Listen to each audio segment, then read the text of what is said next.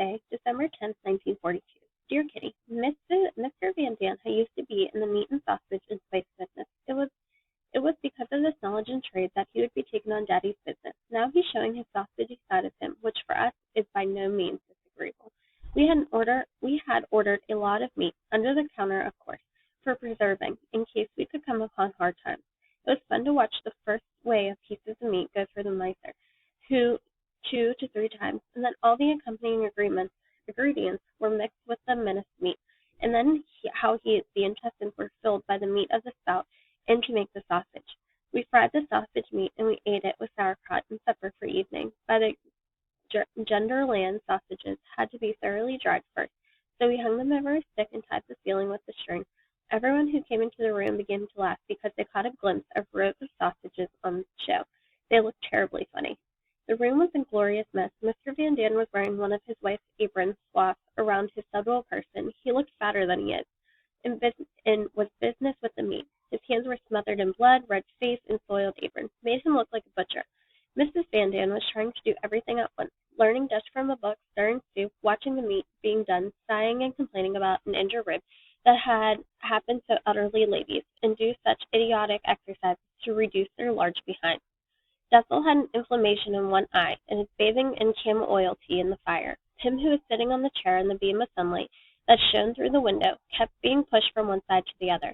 In addition, the rheumatism was bothering him because he was hunched with a miserable look on his face, watching Mr. Van Dant at work.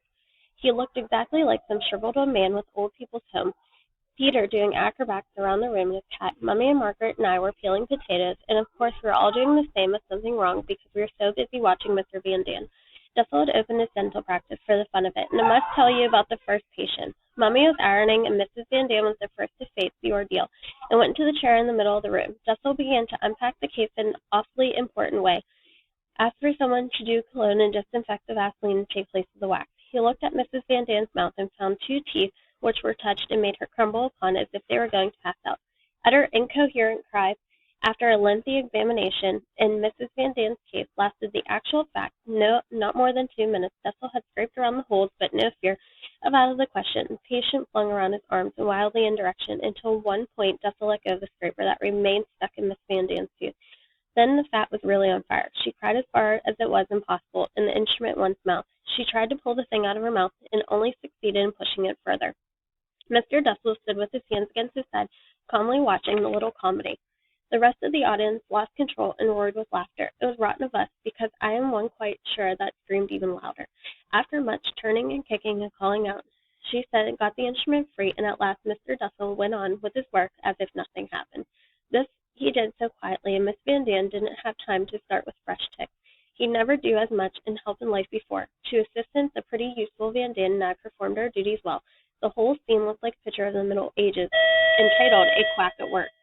In the meantime, however, the patient had much patience, and to keep an eye on her, the soup, her meal. One thing is certain, Mrs. Van Dant won't be in such a hurry to allow herself to be treated again. Yours,